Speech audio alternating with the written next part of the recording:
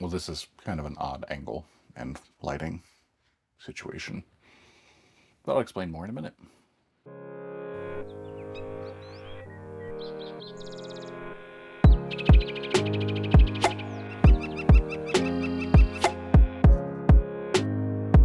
So there's two parts to this video.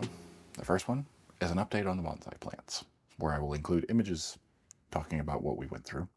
I got the book, like we talked about last time.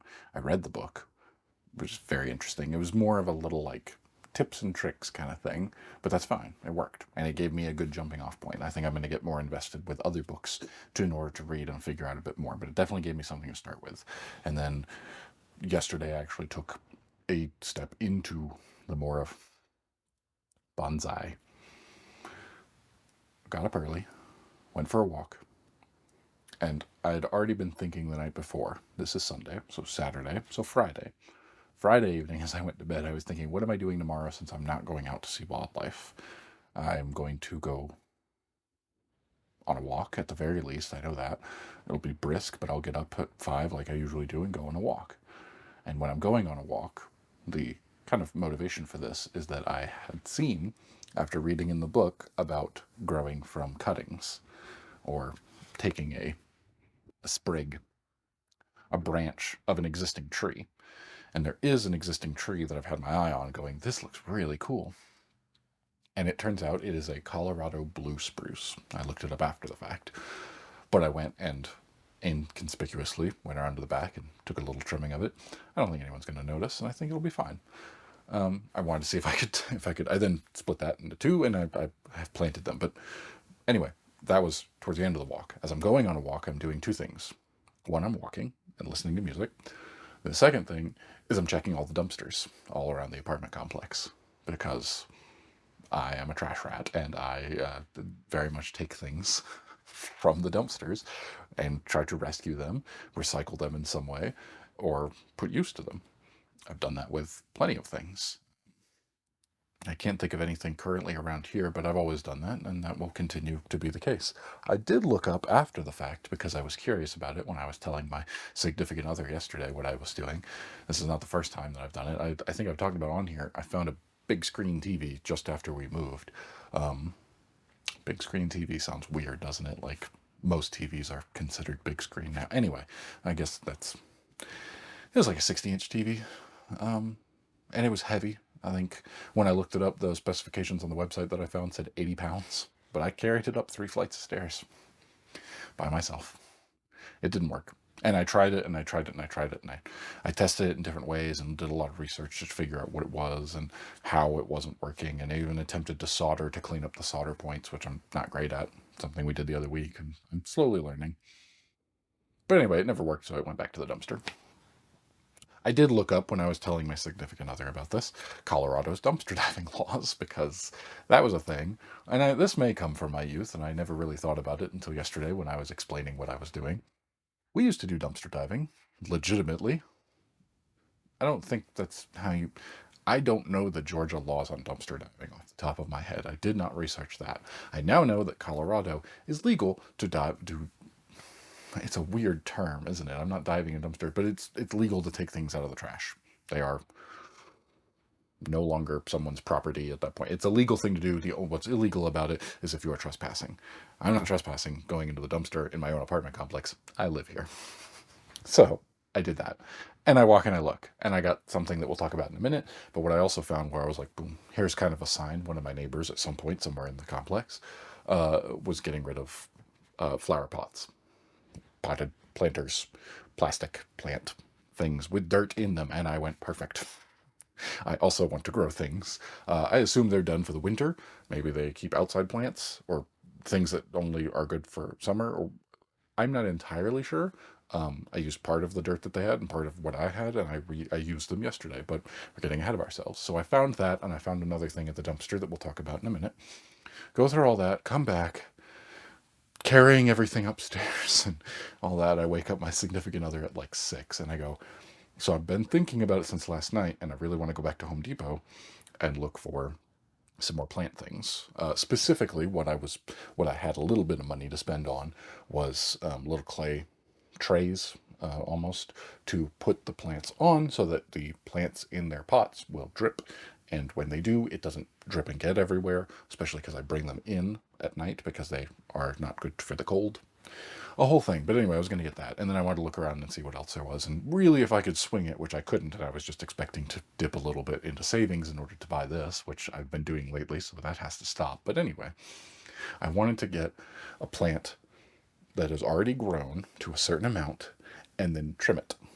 I think, I don't know if sapling's the right word because I don't think that's what they used in the book, but that was another, they're like, this is one of the easiest ways to get started is go buy an existing plant that has just grown uncontrollably and then tame it and trim it down. That's what I did yesterday. We went and got 2 plants. One of them is a yew. They're both shrubs, which shrubs are easy to maintain and care for and live. You typically just put them in the ground and then you have a shrubbery. Now, I'm not going to do that, but they shouldn't be too hard and they can weather the winter, so they stay outside, which is good because they're toxic to cats. And although we have a cat who really isn't interested in it, some of the plants that I have are also like, don't let them digest that, don't let them chew on it. So they get put, when they come inside at night, they get put up and away so that the cat can't get to them. And also, she's been interested enough to go, what's this? And a scolding will go, no, don't do that. And then we don't have to worry about it. She's pretty well, like once she gets scolded once or twice, she knows that she's not, like, she doesn't get up on counters, she doesn't get into things, she doesn't really go exploring like that. She's like the most dog-like cat I could imagine. But anyway, so we go to Home Depot and get some of the clay dishes for water dripping. And they also still have some of the pots that were on sale, so very on sale, which I really like, so I'm happy with that. And then I got a yew plant, which I'm really happy with how that turned out. And then I got a boxwood, mountain green boxwood. I think those are the right words, and they might be in the wrong order. But anyway, I brought them back. I set everything up on the porch. I spent I think I was planning to just go outside for like an hour and kind of do this. And I was outside for 3 or 4 because I came back and made breakfast. My significant other was the one who paid for all this now, so thankfully I then made her breakfast in return. So she bought me plants, and I was really excited, and I really got to go through it. And man, what a blast it was. Learning this stuff, I had the book, I kept referencing the book, I was looking at it in this stuff. I know it's not traditional, I think, to start with shrubs necessarily. I don't know. I'm not really worried about it. I also know from looking things up, there's a lot of elitism around bonsais. What actually is a bonsai? What counts? What doesn't count? I don't care. I took a plant that was very overgrown and just, going, and I trimmed it back, and I repotted it. I took it out, dug with the little rake that's there. I dug that stuff out. I took the plant out. I trimmed all the roots so it would fit, and that's what the book says to do. And then I started trimming at the base so you can see more of the trunk. I don't know. I guess it still counts as a shrub, right? I don't care. It doesn't matter. It's a thing. Whether it's an official tree or not, I don't know. I'm hoping that Colorado blue spruce will take, but apparently I also looked that up, and spruces are notoriously difficult to get to transplant and grow again. So I don't have high hopes for that, but I'm hoping. So I took that. I took the 2 trees and bonsai'd them, trimmed them down, started getting them into there, wired a little bit, and I want to redo the wiring on some of them because I think I can do it a little bit better to actually apply a little bit of pressure, I'm pretty sure. That's something that the book doesn't really go over in a whole lot of detail. They're just like, you can use wires to help shape the tree. Here's how you would do it. Here, put it on this angle, wrap it around like this. Here's a starting point. Like, you put it into the dirt if you're going to wrap it around the trunk. But it's not, again, because it's just a little, I didn't actually bring the book into the closet with me to record. But it's just a little 101 tips. It was a good starting point and what was recommended to me by my coworker who actually does bonsai stuff a lot more than I do. So I'm going to rewrap those with the wire, but I like where they came. I like where they turned out. And this was, I'm showing the photos, I'm sure, if I haven't already. I'll put them on there. I took some before and after photos of those and of the various plants. Over the last few weeks, I did learn about indirect sunlight. I thought when I looked it up and they said, oh, indirect sunlight is just a terminology for something that gets less than 4 hours of direct sunlight a day, which is very confusing to me. And I think I even recorded a thing in something else saying that at one point. because I went, well, that doesn't make any sense. So then I moved the plants into the spot that would get us to get the sun, and it cooked them. So we lost some leaves on the actual bonsai plant that I bought from the shop. We got a bunch of yellows on one of the plants that I took care of. Not great. So those no longer sit in direct sunlight. The shrubs do need direct sunlight. And the Colorado blue spruce will need direct sunlight, but not from a cutting. I found very specific information that when you do that, you should keep them in their own stuff out of direct sunlight for like a year. Everything is years. The wiring thing is like, put the wiring on there. It shows how to do the wiring, but not really the the purpose of it. It doesn't really show. I don't know. I'll need to reread that section again, I think, and also try to look up some more specific information on the wiring of bonsai plants in order to kind of shape them. I don't know. Are you supposed to add pressure? Are you not supposed to add pressure? Are you supposed to have just a little bit with the wire, or is it enough where the wire will help shape it? It makes sense to me, just logically, if you add just a little bit of pressure. And it also said in the book, start with junipers because they are less likely to break. So that tells me pressure should be applied, and I did not apply pressure. So I'm going to redo that. Anyway, I bonsai those trees, those shrubs. I got those too. Really happy with that. I took pictures of all of that. That's really cool. That was an exciting thing to do yesterday since I'm not going out this weekend. This was an inside weekend. I played some games, and I plan on doing more of that today. But first, we'll go to the second half of this video. Second half of this video starts here facing the door. It will not all be handheld, but it will start out handheld. So that I could turn the light on and get everything set up, and then we can take a look at the other thing that I got out of the dumpster. It would be this. This was sitting next to the dumpster, as were the flower pots, and I have only the slightest idea what it is. It is very heavy. It's a rack mount, so that was more than anything, regardless of any of this stuff. I need to hold this back a little further. Regardless of any of whatever this is, a rack mount, super useful. I've rack mounted some of the other recording equipment stuff that I do, but it's smaller. I like this one. This is very interesting. It's a different design where it's kind of an angled situation, but at the very least, I now have another rack mount, which I'm super excited about. What are these? I know these are network switches because they have a lot of Ethernet ports, and I have a network switch already. I actually have two. I have a very small, like 6-port one, I think it is, and then I've got one that's 12 or 24 ports. I don't remember. That's the one that's rack mounted, and I use for all my computer stuff in the recording area. If these work, I have other network switches, which is really cool. If they don't, all I wasted was a couple of minutes finding it. I should stop touching it. It is very dirty. I need to clean it. I wasted a few minutes going and getting it and then carrying it up, and boy, it probably weighs 60 pounds, just guessing on how much. It was a struggle to get it up here, but this is what I do. Now, yeah, network switches up top for sure, because it's just tons and tons of ports, right? They're Catalyst, made by Cisco. They are very dirty, but I've got model numbers that I can begin researching stuff there with that. I don't know what these are. I know a little bit about servers, and by little I mean I have a general overview of what they do. I don't, these aren't computers, I don't think. Like, you can rack mount a computer. That's definitely, oof. That might not be something I can, all right. Switch back to the camera here while I start moving it. I want to look at it from the back side. Okay. Let's move the fan down and move the laptop over and some of these things so that I can get to having enough space. Isn't it funny how I'm recording on a phone, and I have I have it set up for something else right now, and I don't really want to switch everything over and then pulling from memory cards when I've already got some memory cards in use. Anyway, so the back side of this. Huh. Okay. What is this? Okay. Okay, so at the top, we've got dual power supplies, which is really cool.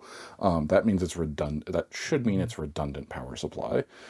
So that if one of them goes out, you don't lose your network switch. Underneath, stacks with cables I'm not familiar with.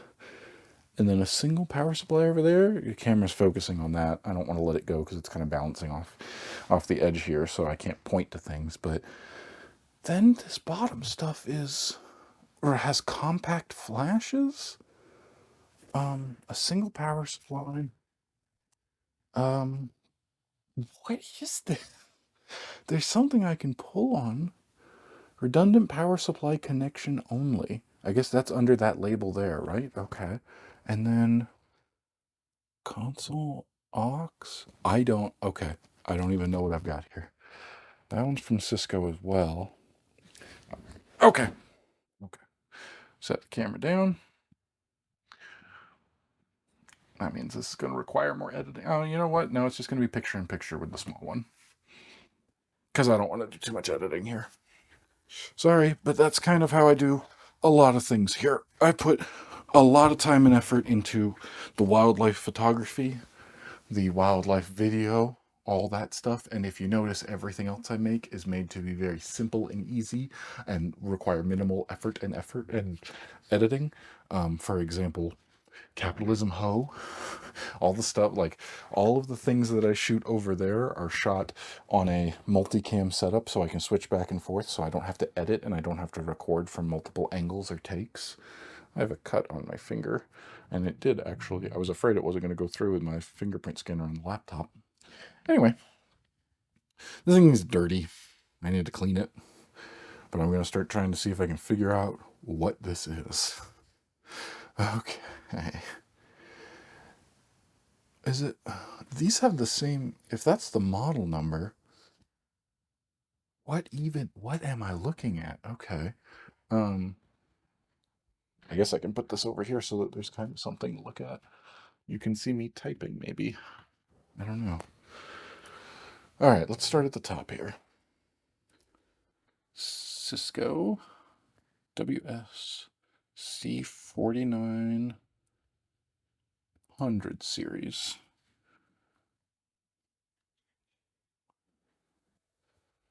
Cisco Catalyst 4900 series. Boy, that looks like it on the top, but the bottom, oh, maybe these come off then. Well, it kind of looks like it, but not really. Okay, yeah, no, I mean, it's that. It's got the top.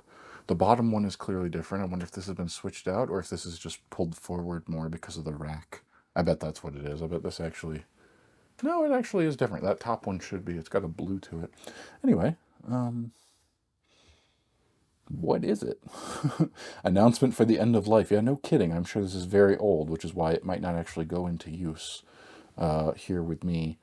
It might just be something that I'm looking at.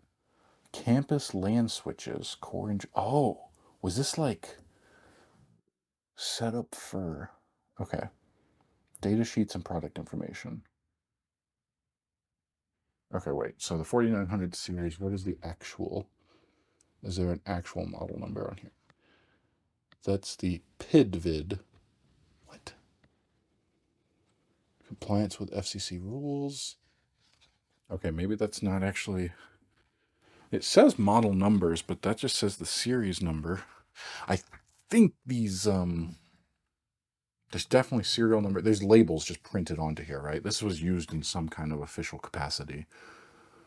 Catalyst 4948. There we go. Okay, so this is the 4948 switch data sheet. What does this mean? Reimagine how your network helps you do business. Give your hybrid a work... What? There's different chassis. Switches. Provide network. This isn't... This, okay, I clicked the data sheet and it took me to the 9400, not the 4948. Cisco 4948. Oh, Catalyst 4948. Just want to know what I have here. A wire speed, low latency, layer 2-4, one rack unit, one RU, I know that. Fixed configuration switch for rack optimized server switching. Cisco Catalyst 4948 offers 48 ports. Well, they are 48. Of wire speed 10, 100, 1000 base T. So those are your speeds. I believe they're in megabit, 10 megabit, 100 megabit, 1000, which is gigabit. Well, first, yeah, that's really cool. Okay, so that's a network switch on top, which I knew, but just double checking. This has a mode thing to it. What about the 3750? Now that, if I guess anything, 3750 is another switch that, because the number is lower, my guess is maybe it's um okay, it released in 2003, and the end of sales support was 2016. End of support date was May 2021. So they're no longer supported. Again, I don't think I'm setting myself up for a home server here. I don't think I'm actually going to be putting this into use necessarily with active on the internet. If anything, I'd set it up on a secondary connection, like separate from my main, because it would no longer be secure, right? So I would not want to add this to my main internet connection that I browse on, but I could, I think, spoof just a LAN. I don't know. I don't know if I'll put it in use. I don't know what I'm talking about. No longer supported by Cisco. I also would have to find out whether or not it's no longer safe to use. If it's no longer secure, that's kind of the point of an end of life. It could still be put into use and still use as long as there's nothing like secure that needs to be secure on it. Anyway, okay, so we have two network switches. Let me see if I can find out more information. Log in to see full product documentation. I don't want to do that. I just want you to tell me, like, what are the speeds? What is the purpose of this device?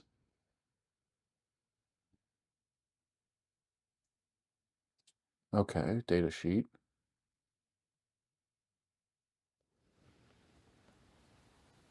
Okay, now wait a minute, wait a minute.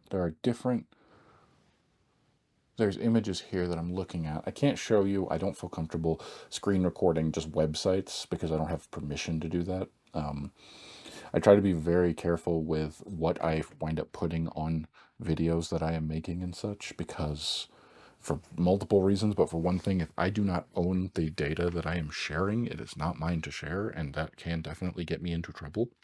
Um, so I try to avoid that at all cost.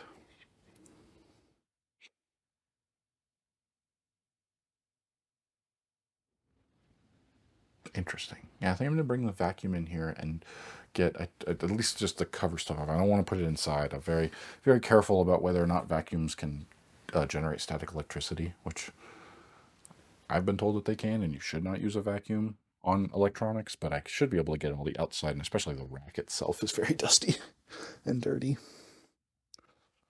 Hmm. Okay, so the second switch here, the second one here, the reason I'm looking at it, because I can't tell, it's got 48 ports on it, but then looking at the 3750 series, they have a bunch of figures on Cisco's website. Innovative switches that improve LAN operating efficiency by combining industry-leading ease of use and high resiliency for stackable switches. What does that mean? I have. What is this? This is very much out of my depth here. I have a network switch, but I plug. It's a single, like, I plug in one input and then it gives me a bunch of outputs, but they're all singles. These are doubled. Each one of these has no, wait. No, they're still single. Okay. The way that they were doing it through the different things here, but they're status symbol lights, right? So 1 and 2 are your first rows, and I thought that was like input output with something. No, no, no. You get 48 switches. This is insane. The figures that they show have like stacks and stacks of racks, and this is just a single one. Now it looks very similar. It's got 4 on the side and 48 here, and that I'm looking at a tiny. It very well could be this Cisco Catalyst 3750 48 PS, which I think means power switch or something like that, maybe, just a guess. Switches with IEEE 802.3 AF power. Now that number, what is that? Google that.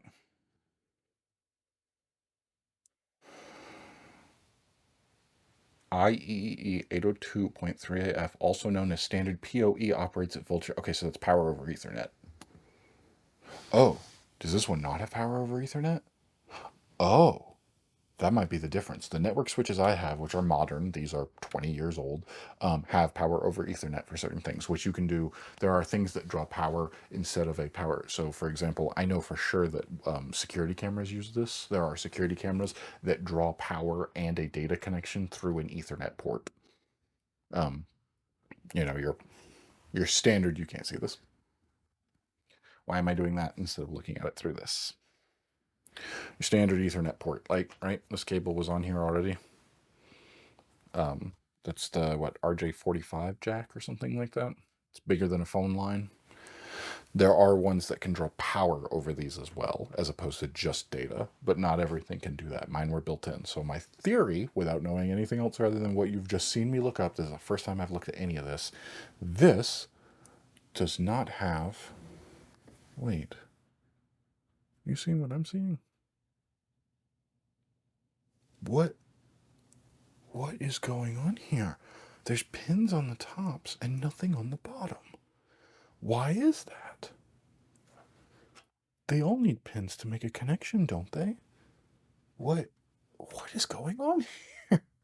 Okay, this is weird. Those are longer ones that go in there, and they've got them on both the top and the bottom, right? Huh. Do they... Oh, you dummy. The pins are on the top. The pins are... It's just doubled, and it's turned that way. The pins are on the bottom. I mean, the pins are on the top and the bottom. Okay, they are the same. They're just 48 ports of... I assume that's RJ45 because it's Ethernet, right? I don't know what con is, but that's going to be management, so that's where you would plug in order to control this thing. These are just 4 that are unlabeled, so I don't know what that is, but this has a thing over here where you can switch your mode. I don't know. Okay, so network switches. That makes sense. Network switches. That makes me wonder, because from my understanding of network switches, you would use them to expand your ability to plug lots and lots of people in. I have worked in buildings with servers, and I've taken a look at the equipment from just a, this is cool, what does this mean, standpoint. And that's the kind of thing where it's like, okay, you put this in your server room, and then you would run all your cables throughout the building into your different ports here. So then you have to figure out and map the different things. That's what I know them to be. This was talking about, like, switching system. This actually made me think you would switch between, but maybe not. I don't know. That's pure speculation. I still don't know what these are. These are 4, but they're doubled up. So these are 2 by 2 of something. These are network switches. This has to do something else with network. Let's start researching these.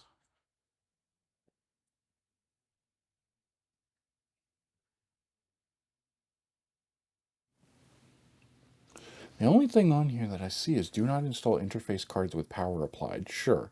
So this is where interface cards would go. I'm assuming somebody would take out all the valuable stuff out of here, right? So I know you could rack mount servers, which is essentially just a PC in a rack mount style, where it's the very thin thing. That's not what appears to be here. This appears to all be, maybe that's what was up top here. Network switches. I don't know if there was anything. Grab my light. Um, yeah, maybe. I don't see any big scratch marks like they've been put in use, but it's definitely possible that they had servers themselves mounted on these top ones, and then switches, and then whatever these are, which we'll get to now. Cisco 2851. Both of these are doubled, and they say Cisco 2851. Let's see what that means. Innovative switches. I just don't know what that means. Cisco 2851. Integrated oh, here's a, okay. Hold on, because that one just says end of life.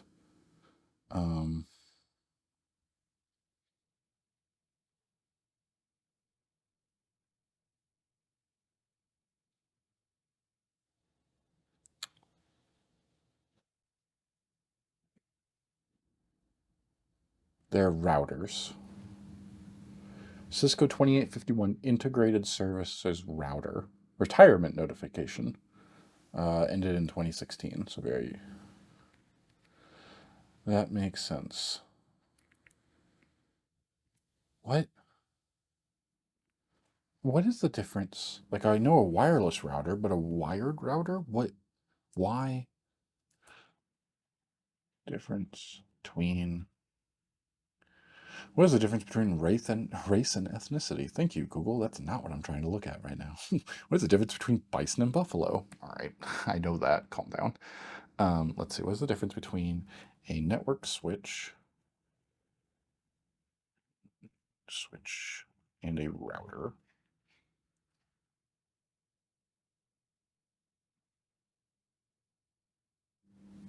Oh, look. Who's the top result? Cisco. What is the difference between a network switch? Just as a switch connects multiple devices to create a network, a router connects multiple switches and their respective networks to form an even larger network.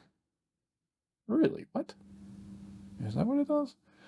This is on a level that I do not understand. This is on a very technical level, far above my head of understanding, to the point where this is people go to school for networking and to learn this stuff. So I'm very interested, but um, okay. What is a switch? Switches facilitate the sharing of resources by connecting together all the devices, including the switch. I don't really want to just straight up read this off their website. I don't have permission to do that, so I'm trying not to do that.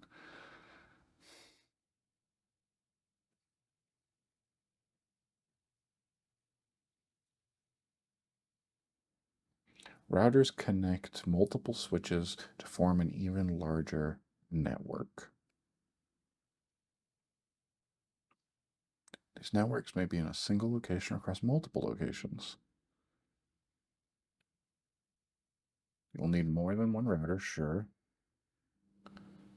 Okay, ultimately, I think I can read this part. Ultimately, a router works as a dispatcher, directing traffic and choosing the most efficient route for information in the form of data packets to travel across a network.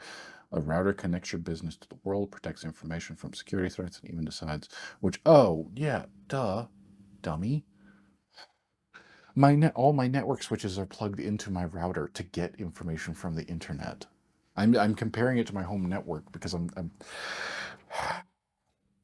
the thing is that consumer grade stuff, and this is not consumer grade, is combined a lot into one. And I am aware of a modem being combined with a router. That's typical nowadays. And Comcast does this really stupid thing that I do not like, where they force you, in order to get unlimited data, which I need. I work from home. I upload 4K video. I do a lot of things. We both play Xbox or PlayStation or PC or whatever. We're always playing online to get watching movies and whatever. All the amount of stuff that we do, we use data. I don't want to deal with data caps. I don't want to deal with not having unlimited data. So when I signed up for the service and going through everything, the only way to get unlimited data is to use their stupid little machine, their little box, even though I have my own. Even though I bought my own modem and router, which I can use, that it's not that they aren't charging us a monthly fee for that, because I don't really want to pay for something that I already own. It's more to the fact that they refuse to give me unlimited data. I really don't like that. That is a really annoying, terrible thing. Okay, so this would be where a card goes in and it is removed and gone. So I bet all the others are like that too. Um, anyway, so that's what we have here. We have network switches and we have routers. Very interesting. Is this useful to me? I don't think so. So I do have, and interestingly enough, because I really don't care for the way that they do their stuff anyway, and their little modem router combo thing from Comcast is stupid, and I don't like it. And was slower. Okay, so I had a whole conversation with the guy. I think we're wrapping up here. I have done the research. I now know what I have. I'm gonna clean them up. I want to take a look and poke inside of them, but I don't think I need to be recording for that, especially not handheld. So that can be the end of the handheld, and I'll scoop myself back over here to fill up the frame a bit more and have a little conversation about the interesting thing that I found, which is I bought myself. Can the light stay here a little bit? No, no, it cannot. The light just doesn't want to. I bought myself a modem and router a while back in order to come into the light. I bought myself a modem and router a couple years ago so that we could avoid paying. So we could avoid paying for um, What was I saying? Oh my God, I'm so sorry. Bought a modem and router so we could stop paying the monthly fees to lease from them instead of an ongoing fee forever from the ISP. I could just buy my own. And I did not have any problems with that when I went to Wyoming, which was when we first. I bought it in anticipation of the move because we were getting ready to set everything up, and I was just the whole thing. I was like, we're going to start from here, we're going to buy our own, we're going to use it. And that was fine. The only issue I had is they had to come out and like reset it. It's how I wound up with 2 gigabit modems. But I also bought a nice router at the time. You've probably seen it in the background of stuff. It's here or there or anything. It's the uh, it looks like a tower from Lord of the Rings. It's like black and red, and it's got, spikes all around it. It's really cool. It's ridiculous looking, but it does what I want. It has enough ports, and it was very fast. I was happy with that. And it's got dual band. It's actually got it's a tri-band, so it's got 2 5 gigs. So I get one, and my significant other gets one, and we're not using up all the bandwidth there. And then there's a lower speed, which actually, as it turns out, was the source of my disconnection issues with my headset. Wireless headset operates on the same band as the 2.4 gigahertz, but not the same frequency, I guess is the actual word, as the Comcast one. Because interestingly, I turned off my headset fixed. I turned off the 2.4 from my router, but the one built into Comcast's, that one's still on and it's not affecting the wireless signal. But anyway, they do an annoying thing. Comcast won't let me use my own, but I still plug everything and run it into my router so that I can have my network set up already because it's easier. Everything's already connected. I don't have to go to every single device in the house and reset it up on a new network. And also, I don't want to use Comcast stuff anyway. I thought about it and I was like, all right, well, if there's a benefit to it, sure, I'll use theirs. They have Wi-Fi 6. And I'm talking with the guy. The guy comes and sets it up because they have to do an install, which was stupid. That was a whole other thing. But anyway, the guys are here, so I'm having a conversation. We're talking about this stuff. I'm telling him I know a little bit. I built my own computers. He's really interested in building computers, so we're shopping. We're trading back and forth of like, oh, what do you have in yours? What do you, oh, I managed to spring for this CPU, but then this graphics card. Oh, I use this graphics card because I got to edit, so I put a 3090 in there. We're doing the whole thing. And we're talking about this, and I'm asking questions because I'm very interested, not this, but what he's doing with our wireless, what the issue was so that I can understand, because I should have been able to set up on myself, but there was a disconnection issue. The last people who lived in this apartment just unplugged it from the network switch where everything comes in from the building. Don't know why. All he had to do was plug it back in and everything worked. I should have been able to set it up myself because I went and picked up the modem for us to do that. Anyway, I don't remember why I started talking. Oh, so I showed him the router. I told him what I was going to do with everything. That wasn't why I started talking about this. Why did I start talking about this? Going down our router and everything. I told him how I was going to plug in the network switches and I was going to run everything through cable. We talked about that stuff. I'm afraid I've lost the train of thought entirely. Yeah, I don't know. It's just entirely gone. It must have been like 3 topics ago, and it's just out of my head. Sorry. Anyway, am I going to use this? Probably not, but it's neat, and I'm going to learn more about it. I'm going to take it apart. I at least now have a basic understanding of these are network switches and these are routers.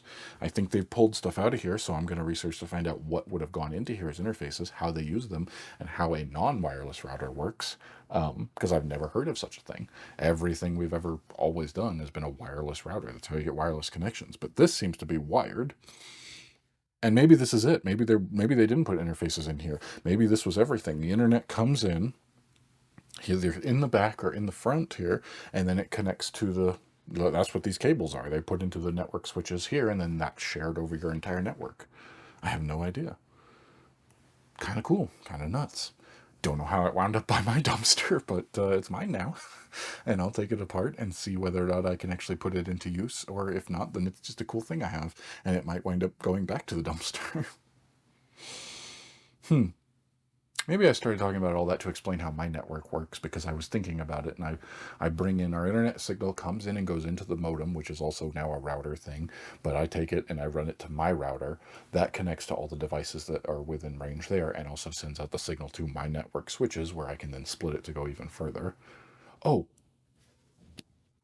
why I use my own router instead of Comcast thing. One, I already have a stigma against Comcast. I don't like anything they do. I don't like them as a business. I don't like anything that they do and the practices that they are. And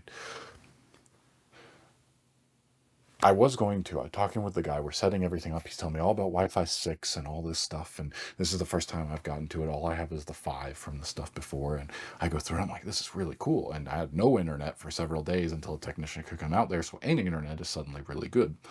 So I set it up, get it on my phone, I'm showing him that stuff. It's got the little 6 symbol. I'm like, this is fantastic. Great. All right. Probably still going to plug in mine anyway because their little thing only comes with 2 Ethernet ports and my router has 8.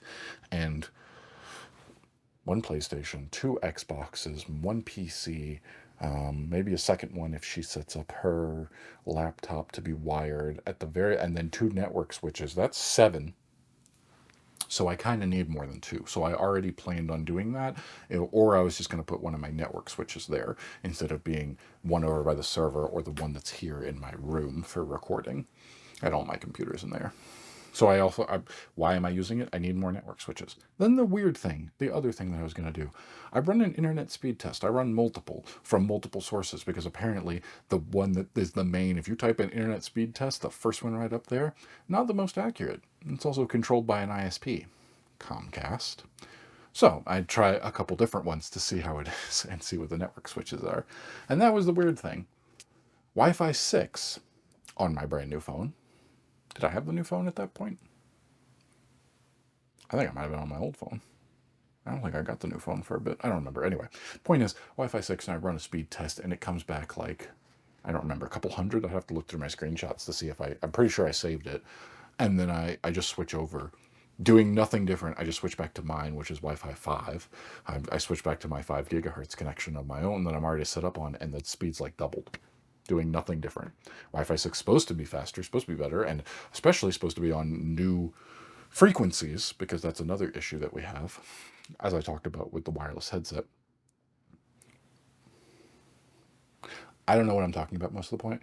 I'm parroting information that I've heard online and understand very basic understanding, so I'm not an expert, and disclaimer everything I'm saying with I don't know what I'm talking about, but the frequency bands of like a 2.4 gigahertz or a 5 gigahertz signal are certain frequencies that you're allowed to use for those. And when they're set to that and there's too much information, it gets clogged up. So when everything's on the 2.4 starts going slower, which is good because then we expand it to 5, because 5 would then give you, I don't know why I'm doing everything on an angle here, I guess just to fill that frame. The 5 gigahertz will start getting clogged up as everything moves to 5. So now there's the 6. And 6 is supposed to be faster and have a lot more benefits to it. It's not faster to me, and I don't really want to use Comcast when everything is set up on my own home network, and it is a faster speed to use. So anyway, that's a thing. The amount that I know about networks and everything like that is very different, or very lacking. I have a very basic, rudimentary understanding of it, and I know nothing about it from a business perspective. I specifically only know consumer. For example, my ability to understand networks and things like that. The other week, I was trying to do a data transfer to my server, pulling down a bunch of data, going to transfer it. And it's taken forever. It's slower than it usually is. And I can't figure out why. I'm like, this doesn't make any. I know I don't have an SSD in the server, and I should. I'd like to get one so that it's a fast transfer and pull out for basically putting more RAM. Anyway, having a cache as an SSD. But I don't have the money to get an SSD at this point, so I don't have one in there. I just use the slow transfer speeds. That's fine. I'm not trying to pull anything, and I'm not trying to edit off the server. I do everything locally and then put it on my server. But I'm doing the file transfer, and it's just really slow. It's taking much longer than it usually is, and I can't really figure out why. And I'm testing this and that, and I start looking into the server details to figure out what is it, what is it capable of doing. And then somewhere I read, they're like, going through forum posts and reading, and somebody's like, that just sounds like you got a bad network cable, because network cables apparently can degrade if they've got, I'm just pulling numbers, I don't know for sure, but if it's 10 pins and one of the pins gets bent, it's suddenly down to 9 pins or something like that, or it goes to 8, and a lower connection, I was just reading out like 10, 100, 1000. So if you're on 1000 and that requires all 12 pins, or say however many it actually is, and some of them get bent, you just drop back network. It's not that the cable breaks or stops functioning. It's just your speed gets slower and you go down to the lower one. And so I check everything on the server. I spend like an hour troubleshooting all this, downloading specific software on the server to test the network connection, trying to read into all the documentation of the server OS that I don't know that much about, and go through everything here. And eventually it leads me down to, well, wait a second. What about my computer that I'm on, that I'm making the transfer from? And that's when I figure out that one of my network cables has gone bad and I'm only getting 100 megabit on that computer. And it did kind of seem slower while I was doing work and stuff. So that does make sense that my network speed was a little slower and I didn't notice it that much. Because mostly what I do just is browser based anyway, so I'm not pulling huge amounts of data. It's quick enough. Um, but yeah, I switch out my cable, and all of a sudden, my computer, my work computer, goes from saying that it's got a network switch or it's got the network capabilities. That's what, instead of running a speed test, my actual capabilities of it, instead of saying it can only go up to 100, even though I go in and go, what is the network card built into my motherboard? And it says it's capable of 1,000. So why am I not getting 1,000? Why am I not getting the reading of not my network speed, not what I'm pulling from the internet, but just for local transfers? I should have up to 1,000, and it only was showing the 10 and 100. Plugged in a different cable, 10, 100, 1,000. It's ridiculous. It took me like an hour to figure that out. Troubleshooting this and that, thinking it was a problem with the server, going, maybe there's a bad connection for that. I did, once I read that there could be a network cable, once I understood that's what could happen, then I go and swapped out every cable leading from my router internet connection to the home, all the way between the network switch and then the cables that are plugged into the server. It's got two of them, so I switched out every single cable doing all this stuff, only to figure out it was actually on the other end with my computer where I was making the transfer. I put that in there and it more than doubled the speed instead of like 30 megabit a second, megabits or megabytes. Instead of 30, which is what I was getting with the slow cable, I put it in. I swapped the cable out, got a faster connection to my LAN, to my server, to everything, and it was doing like 80, which is more typical for spinning hard drive speed, which is all that I have in my server. Because again, I don't have an SSD. Anyway, this was a long-winded talk about network things that I know nothing about. I'm going to take the time to clean this stuff up, play around with it, and maybe wind up doing nothing with it, and maybe parts of this go back to the dumpster, and I just have myself a nice rack. I don't know. It was a fun experience. It got me, at the very least, it cost me nothing. Colorado dumpster diving laws are legal. Oh, I talked about that earlier. We dumpster dived as children. Not we, my parents did, especially for libraries because they would throw out books. And I don't know if it was legal. I do remember us doing it at night. And I do remember us like, oh, we might get in trouble. But maybe that was because we were children and we didn't do, like, we didn't help. We just sat in the car as they did it. But I do know that's how quite a large amount of books that were in our collection in our bookshelves would have like the plastic binding and like stickers from the library, and they even some of them the older like cards where they would sign it out. We had a lot of library books in our house because they threw them away after a while. They'd get beaten up and torn up, or they'd just be clearing inventory, whatever the case would be. They would go into the dumpster. I don't know if that's still the thing, and I don't know what the laws were about that in Georgia. But I do know for Colorado, what I'm doing is legal because I'm not trespassing, and there is no law. You are allowed to go pull things out of a dumpster, and it is not illegal. So this is mine now. I don't think I have a use for it. Maybe if I need network switches, I think they would be just as fast as the ones I have here because the ones I have here are gigabit anyway. I don't have a faster connection, and I'm not going to be able to use. Well, I could use it for transfer speeds if I went up to like 2 gig, 2.5 gig, or 10 gig. But realistically, that's still going to be bottlenecked by my hard drives anyway. So I don't know what sense it makes. But anyway, this was a neat adventure. If nothing else, all I spent on this was the energy and physical exhaustion to pull this, however much it weighs. It's a lot. I mean, it's barely got that lifted. I had gloves yesterday when I was doing this. Why am I wearing a Florida shirt, as I call it? Because I needed something to record to and pin the microphone to. So I just grabbed this out of the closet. Anyway, yeah. All this has cost me is a bit of that, a bit of time, something to talk about, something to research, look up, learn what this was, and now I can start diving into learning a bit more about it, and I want to take them apart and see what it is. Maybe if I need a network switch, I have network switches. Am I going to need these routers? Probably not, because I don't expect to ever set up my own business and need something business grade as opposed to consumer. And again, there are security concerns with them no longer being up to date. But if I build my own at home network that is not connected to the internet, What would be the point of the routers? I could definitely do it with networks.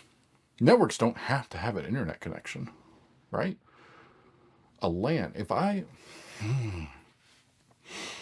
I think my hypothesis, without knowing any information about it, I think if I were to, for some reason, if I needed to, have an offline network where I connected all of my computers to it, I could do that without, I could still access data between my computer. I could take my server, not put it on the internet, and just keep it local, not have it plugged into an Ethernet connection that plugs into my modem router that I pull internet from. I think that's still possible to just do everything local. That's local area, network. That's a LAN. So I could actually conceivably put this into use if I put my server, if I had one that connected to the internet and I had one that was just local, I could theoretically. Why would I need to do that? I don't know. But now I could do that if I was just trying to find a use for this, which again, the most use I might actually get out of this is the fact that I have another server rack and this one is bigger. That one over there is like a 4 unit, and this one is what? I mean, there's like 8 right here. These are both 2s. So that's 4. These are 6. 6 are in use, and I think I could put another 3 or 4 into here, depending on the size of them, especially if you put like the smaller one down there. It's very possible that at some point in the future I might wind up, but it's extremely possible that at some point in the future I might build another server to actually have redundancy, because currently I don't. I have drive redundancy. I don't have server redundancy for data, which is a better practice, where I would actually like put the data is duplicate instead of just having all of my data is safe in the fact that if one of the drives die, which will happen at some point, that's their existence. I think I've talked about this before. The data should be recoverable because it's spread across them and they can make up for one if it dies. But that's not really redundancy. That's not really data protection. The better solution would be to have it in 2 separate places where it is redundant. And I do want to do that at some point. And if I'm going to do that, I wanted to build one. I wanted to build a server rack, a server, and not in a giant PC case. So I might do that. And if that's the case, I have a floor rack.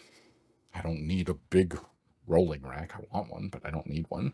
And I have network switches, assuming everything works. Never plugged it in, never turned it on. I don't think it rained. It's awfully dusty, but I think all of this might be functional. So what I will do next on my own time is slowly start taking all this apart and learning about it and poking around and seeing how it works and what makes all this tick. And if I put it into use, great. And if I don't, oh well. I really hope there wasn't anything sensitive on here. Like these serial numbers. Somebody must work somewhere for their job. Somebody somewhere must have taken this home to throw away in their own dumpster instead of getting rid of it at their job. Maybe because that would be like, do you think that could be a security issue? Like they can't get rid of equipment at their job. If they're just throwing it away, if they're just putting it into the dumpster, they no longer have a use for it, they no longer need it. For whatever reason, they didn't donate it. So they just put it by the dumpster at home rather than putting it outside their business, because if they put it outside your business, someone can see it and know exactly what your business uses, and that is a security issue? That doesn't seem like it. I mean, how many companies, Cisco, probably, I don't know how many companies even make, I don't know. Pure speculation at this point. I don't know. I can't think of it. I can't see why someone in their own home would have equipment like this. But it's definitely a residential dumpster from the apartment complex. So I don't know. But anyway, I have it. It's neat. I'm going to clean it up. Maybe I'll plug it in. Maybe I'll turn it on. Maybe I'll see if it's even functional. Maybe I'll understand a little bit more about it. But I highly doubt I will hook it up to the internet and start feeding sensitive data into it, since I don't know enough about it to know about network security. I'll have to start doing some research on that and see what that involves. Maybe nothing. Maybe if there's not, I mean, if there's no actual computer here, if all it does is network switches, I don't know if it, maybe there isn't security issues. No, there would be. There would be security issues for the internet because they still have to have programming in order to do that. And if they have things that can be bypassed, then they can get into your network. You still have to have network security on switches and routers. Definitely. Definitely. Anyway, that's my talked about some bonsai plants, talked about networking, things that I know nothing about, things I find by the dumpster, and will continue to look for future things to see what I can find. I'm really hoping to find bookcases.